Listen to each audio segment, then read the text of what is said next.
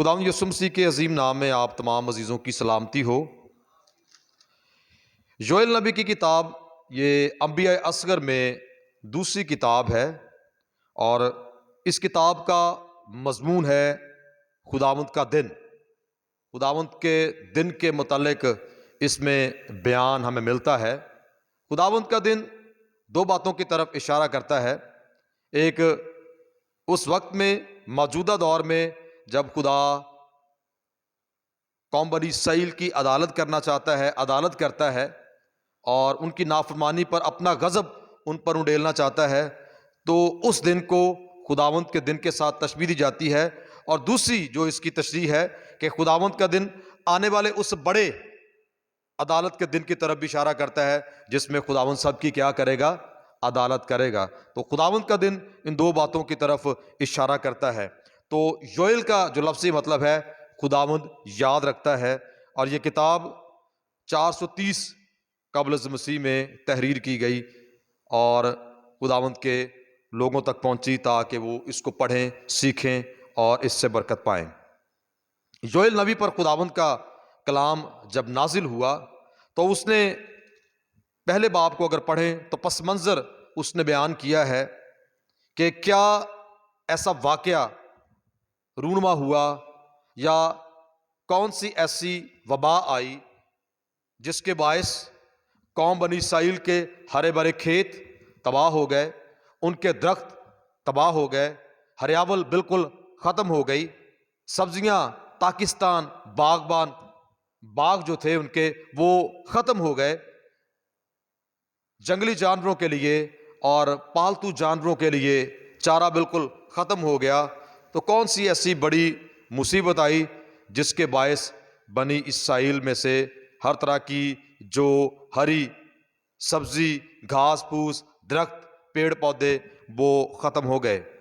پہلے باب کو پڑھے تو وہاں پر خداوند کا بندہ یوئیل اس بات کو بڑی خوبصورتی کے ساتھ بیان کرتا ہے۔ وہ کہتا ہے کہ تم اپنی اولاد سے اس کا تذکرہ کرو، اور تمہاری اولاد اپنی اولاد سے، اور ان کی اولاد اپنی نسل سے کیا کرے؟ بیان کرے۔ اور جیسے زبور 48 میں بھی گاتے ہیں کہ تا آمن والی پیڑھی نو دس سکو سارا حال۔ اور یہی بات یہاں پر خداوند کا بندہ یوئیل بھی ہمیں بیان کرتا ہوا نظر آتا ہے۔ اور وہ بات کیا ہے؟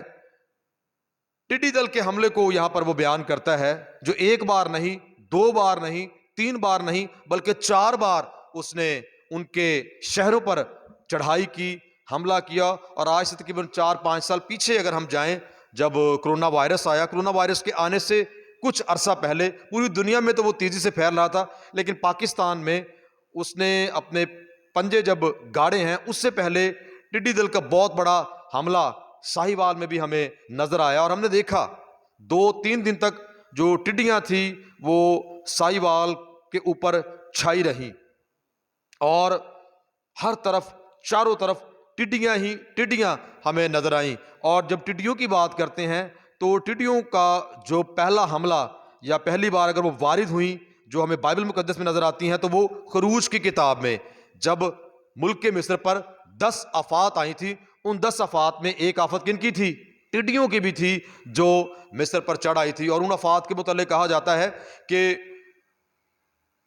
ملک مصر میں وہ ان کے بڑے 10 دیوتا تھے، وہ ان کے بڑے 10 دیوتا تھے، اور بڑی آفات ان پر چڑھ آئیں، اور پھر موسیٰ کے کہنے سے وہ آتی، کیونکہ خداوند نے کہا تھا کہ عصا بڑھانا، تو وہ چڑھ آئیں گی، اور پھر وہی خدا سے التجا کرتا اور وہ وبائیں جاتی رہتی۔ تو اس طرح سے اس بات کو بھی ظاہر کرنا تھا کہ مصر کے بڑے 10 دیوتاؤں کو کیا دی گئی؟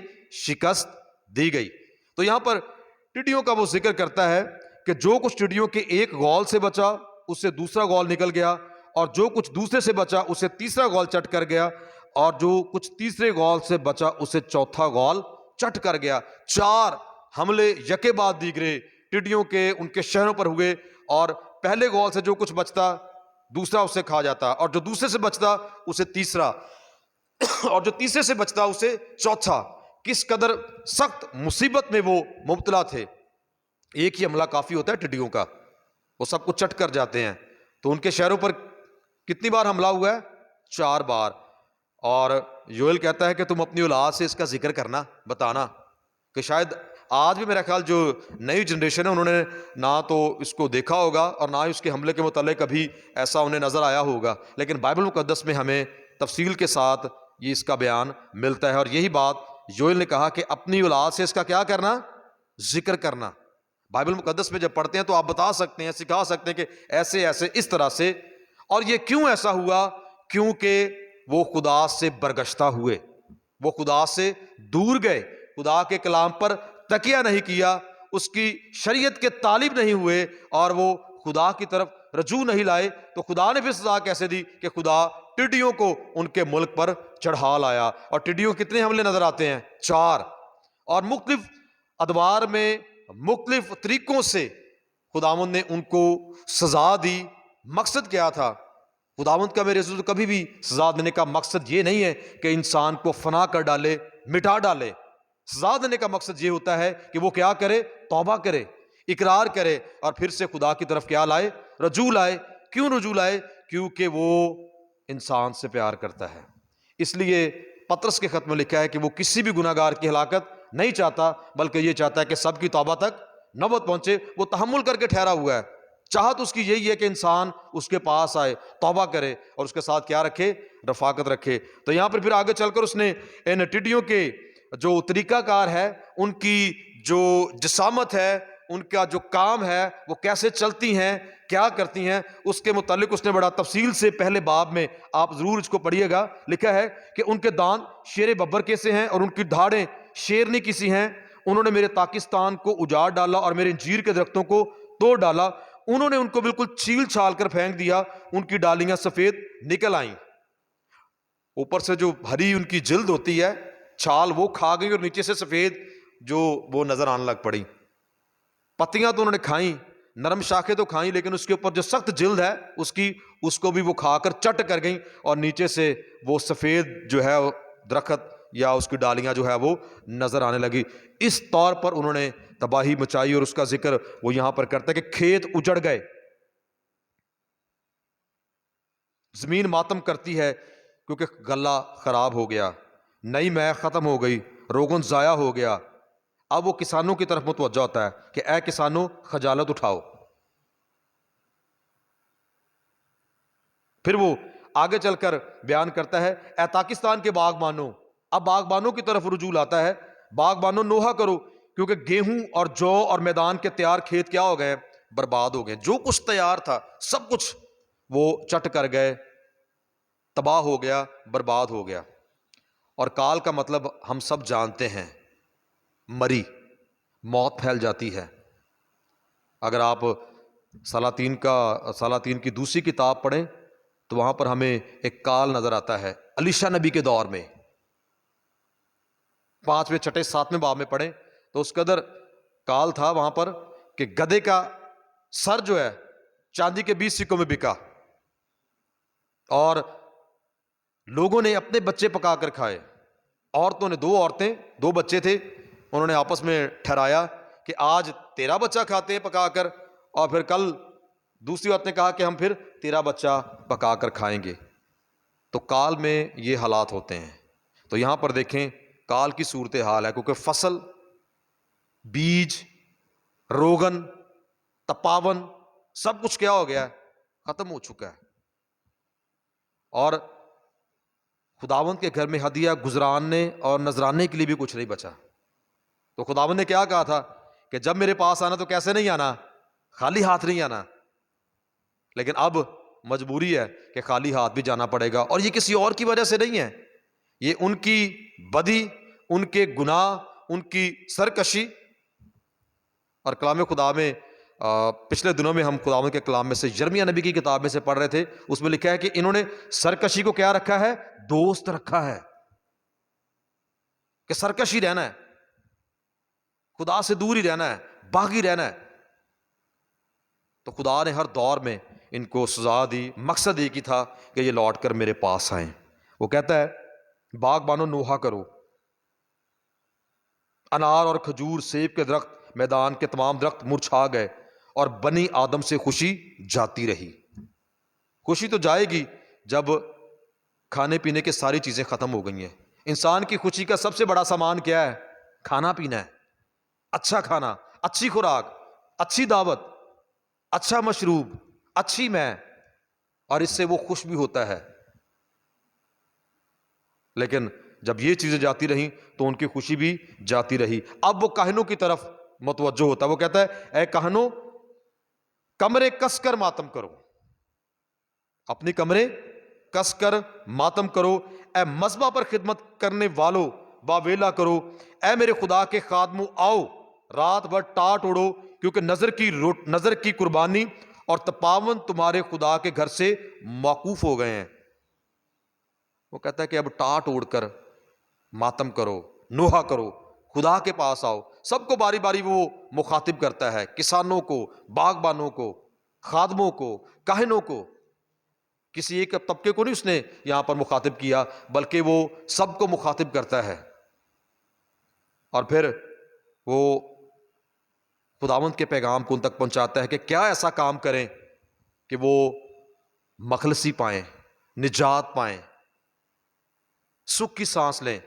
14ویں آیت میں لکھا ہے روزہ کے لیے ایک دن مقدس کرو، ایک دن ٹھہراؤ، مقرر کر لو کہ ساری قوم مل کر اس دن کیا رکھے؟ روزہ رکھے، اجتماعی روزہ، ایک ہی مقصد ہو، ساری قوم کا ایک ہی مقصد ہو، اور اس دن کو کیا کرو؟ مقدس کرو، مقدس محفل فراہم کرو۔ مقدس محفل کیا ہے؟ سب مل کر اکٹھے ہو، خداوند کی عبادت کرو، دعا کرو، التجا کرو۔ جیسے ہم نہمیہ کی کتاب میں پڑھتے ہیں کہ جب عذرا کے دور میں دیکھتے ہیں کہ انہیں شریعت کی کتاب ملی تو انہوں نے ایک پہر تک کھڑے ہو کر کیا پڑھی تھی؟ شریعت کو پڑھا تھا، اور دوسرے پہر میں بھی وہ خدا کے حضور میں کھڑے رہ کر التجا کرتے رہے، فریاد کرتے رہے۔ سب جمع ہوئے تھے، مقدس محفل کیا کی گئی تھی؟ فراہم کی گئی تھی کہ سب جمع ہو جاؤ، اکٹھے ہو جاؤ۔ اور آگے چل کر وہ بیان بھی کرتا ہے بزرگوں اور ملک کے تمام باشندوں کو خداوند اپنے خدا کے گھر میں جمع کر کے اس سے کیا کرو؟ فریاد کرو۔ ملک کے سب لوگوں کو جمع کر لو اور خدا کے پاس آ کر کیا کرو؟ فریاد کرو۔ اور ہیکل کے تعلق سے بائبل مقدس میں لکھا ہے کہ اب سے جو دعا ہیکل میں مانگی جائے گی، کی جائے گی، خداوند اس دعا کو کیا کرے گا؟ سنے گا۔ اور آپ بائبل مقدس کو پڑھ کے دیکھیں کہ جب بھی قوم بنی اسرائیل پر کوئی بڑی مصیبت آئی، وہ خدا کی طرف رجوع لائے، دل سے خدا کے طالب ہوئے، ٹاٹ اڑا، روزہ رکھا، اور کہاں پر آئے؟ خدا کے گھر میں آئے، اور وہاں پر آ کر انہوں نے کیا کی؟ دعا کی، کیونکہ خدا کے کان اس گھر میں کی جانے والی دعاؤں پر لگے رہتے ہیں۔ اس لیے کلام خدا میں لکھا ہے کہ اس کا کان بھاری نہیں ہو گیا جو سن نہ سکے، اور اس کا ہاتھ چھوٹا نہیں ہو گیا جو بچا نہ سکے۔ تو کہاں پر جمع ہوں؟ سارے خدا کے گھر میں جمع ہوں، اور کیا کرو؟ فریاد کرو۔ اس روز پر افسوس، کیونکہ خداوند کا روز نزدیک ہے۔ خداوند کے روز کے متعلق پہلے ہی آپ کے سامنے عرض کی جا چکی ہے کہ اس کی دو تشریحات ہیں، ایک موجودہ وقت میں جب خدا عدالت کرتا ہے، اور یہ آنے والے وقت میں جو بڑی عدالت ہے اس کے متعلق بھی اشارہ کرتا ہے، یا اس کے متعلق بھی ہمیں بتاتا اور سکھاتا ہے۔ وہ کہتا ہے کہ ہماری آنکھوں کے سامنے ہماری روزی موقوف نہیں ہوئی، ہمارے خدا کے گھر سے خوشی و شادمانی جاتی نہیں رہی، بیج ڈھیلوں کے نیچے سڑ گیا، غلہ خانے خالی پڑے ہیں، کھتے توڑ ڈالے گئے ہیں، کیونکہ کھیتی سوکھ گئی ہے، جانور کیسے کراتے ہیں، گائے بیل کے گلے پریشان ہیں، کیونکہ ان کے لیے چراگاہ نہیں، ہاں بھیڑوں کے گلے بھی نیست ہو گئے ہیں۔ اے خداوند، میں تیرے حضور فریاد کرتا ہوں، کیونکہ آگ نے بیابان کی چراگاہوں کو جلا دیا، اور شعلہ نے میدان کے سب درختوں کو بھسم کر دیا۔ اب آگ کا ذکر بھی یہاں پر وہ کرتا ہے۔ خشک سالی سے کیا ہوتا ہے؟ جب سیدھی دھوپ پڑتی ہے، یہ آپ جب پڑھتے ہیں کہ فلاں جگہ پہ آگ لگ گئی اور اتنے دن ہو گئے آگ نہیں بجھ رہی، خشک سالی کی وجہ سے تیز دھوپ پڑنے سے جو سوکھی اور خشک ڈالیاں ہوتی ہیں ان میں کیا بھڑک اٹھتی ہے؟ آگ بھڑک اٹھتی ہے۔ تو یہ خدا کے عذاب کو، اس کے غضب کو، ویرانی کو، تباہی کو کیا کرتی ہے؟ ظاہر کرتی ہے۔ اور یہاں پر بھی وہ کہتا ہے کہ شعلہ نے میدان کے سب درختوں کو بھسم کر دیا۔ جو ٹڈیوں سے بچ گئے، باقی درختوں کو آگ نے کیا کر دیا؟ تباہ کر دیا، بھسم کر دیا۔ جنگلی جانور بھی تیری طرف تکتے ہیں، کیونکہ پانی کی ندیاں سوکھ گئی ہیں، اور آگ بیابان کی چراگاہوں کو کھا گئی۔ پہلے باب میں وہ ساری ان چیزوں کو بیان کرتا ہے، اور دوسرے باب میں وہ پھر اس بات پر زور دیتا ہے کہ صیون میں نرسنگا پھونکو، میرے کوہ مقدس پر سانس باندھ کر زور سے پھونکو، ملک کے تمام باشندے تھر تھرائیں، کیونکہ خداوند کا روز چلا آتا ہے، بلکہ آ پہنچا ہے، بلکہ آ پہنچا ہے۔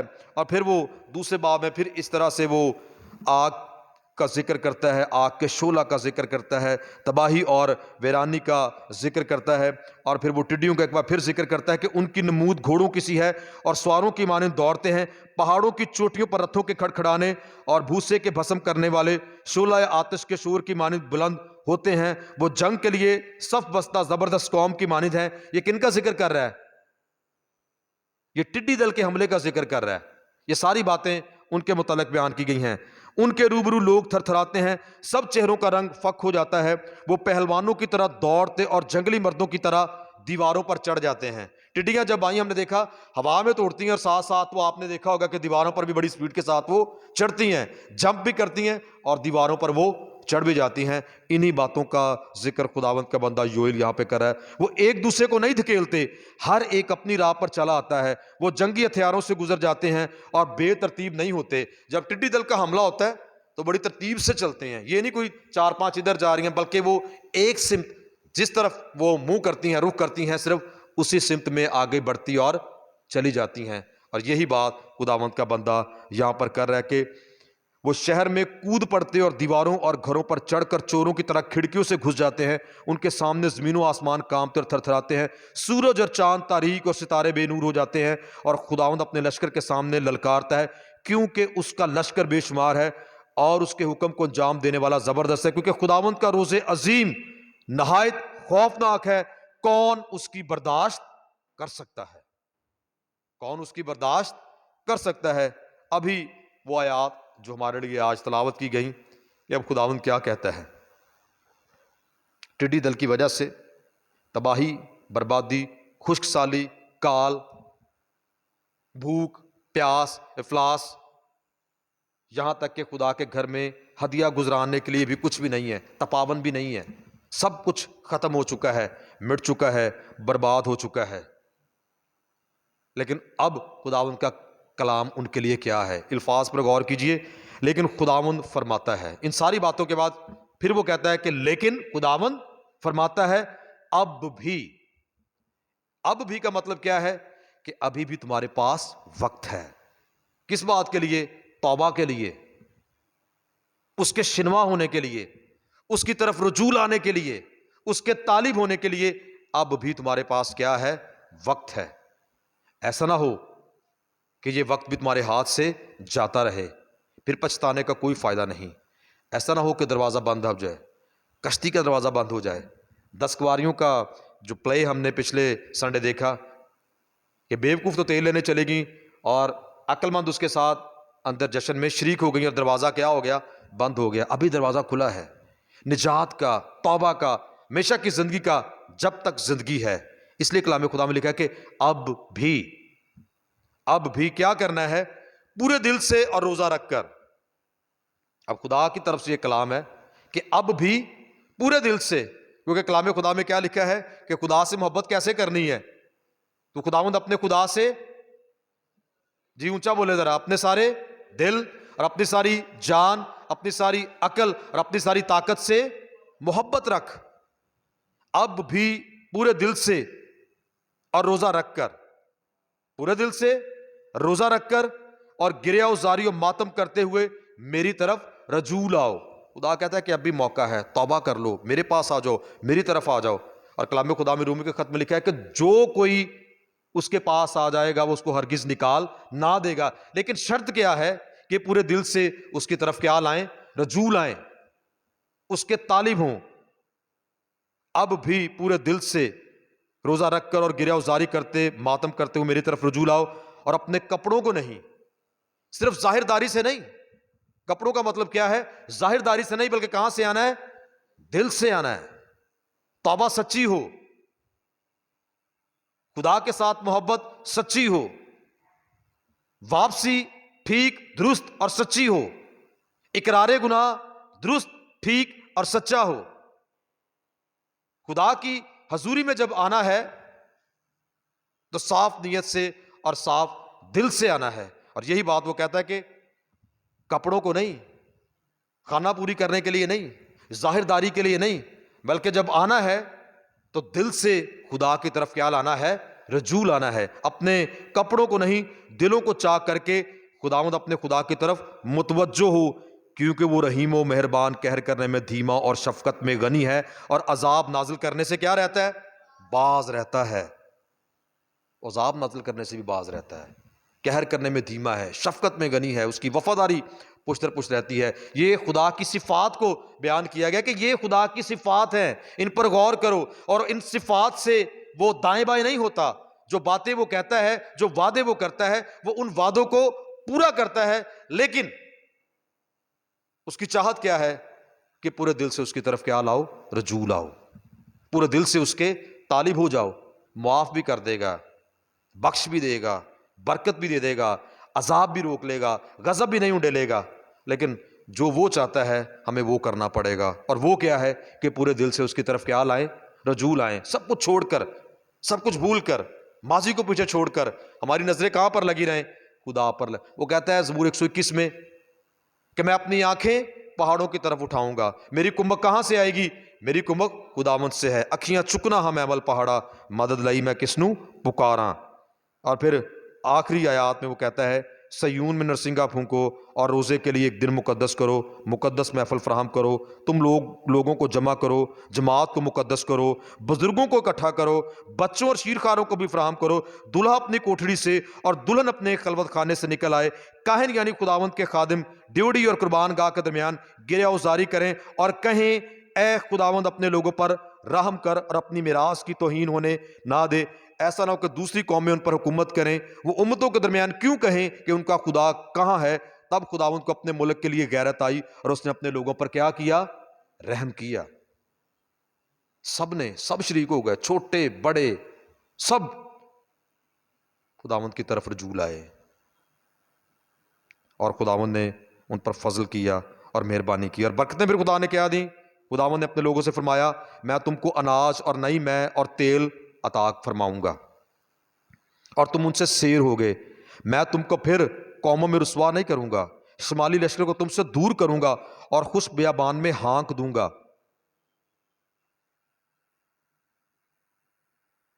اے دشتی جانورو ہراساں نہ ہو، کیونکہ بیابان کی چراگاہ سبز ہوتی ہے اور درخت اپنا پھل لاتے ہیں، انجیر اور تاک اپنی پوری پیداوار دیتے ہیں.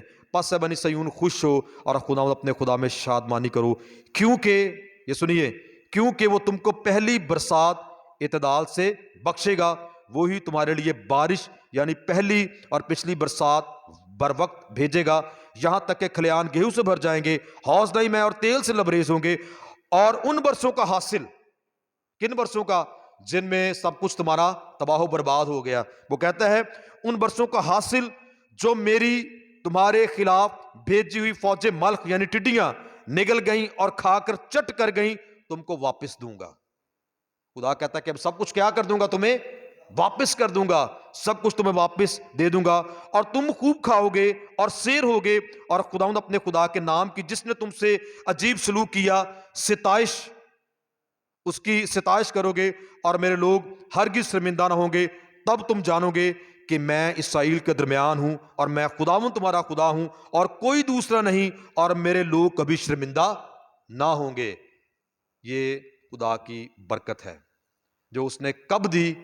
جب وہ پورے دل سے خدا کی طرف رجوع لائے، اس کی طرف متوجہ ہوئے، اس کے طالب ہوئے، روزہ رکھا، فریاد کی، التجا کی، دعا کی. تو پھر خدا نے بھی کیا کیا؟ بحال کیا. یاد رکھیں بحالی صرف اور صرف خدا کے پاس ہے، اور کوئی شخص، کوئی دنیا میں ایسی طاقت نہیں جو آپ کو بحال کر سکے. مزامیر کی کتاب میں خداوند کا بندہ داؤد کہتا ہے کہ میں لغزش کھانے ہی کو تھا، میں گرنے ہی کو تھا، تو نے مجھے کیا کیا؟ سنبھال لیا. خدا ہی سنبھالتا ہے، خدا ہی مشکلات میں سے نکالتا ہے، خدا ہی سرفراز کرتا ہے، خدا ہی برکت دیتا ہے، خدا ہی ہمیں بحال کرتا ہے. لیکن تب جب ہم خدا کی طرف رجوع لاتے ہیں، جیسا انہوں نے یہاں پر کیا کہ کاہن نکل آئے، شیرخوار بچے اور نئے نویلے جوڑے، سب لوگ خدا کی طرف رجوع لائے، مقدس محفل فراہم کی، روزہ رکھا، مل کر فریاد کی. اور خدا نے پھر ان ساری برکات کو جو ان سے جاتی رہی تھی ان برسوں میں، خداوند نے ان کو واپس عطا کی. اور آخری باب پڑھیں تو آخری باب میں آپ پڑھیں ضرور, گھر جا کے پڑھے گا, تو جو غیر قومیں تھیں خداوند نے ان کی بھی کیا کی, عدالت کی. یعنی قوم بنی اسرائیل کو ہر طرف سے خداوند نے کیا دیا, سکون بخشا, اطمینان اور تسلی بخشی. لیکن کب؟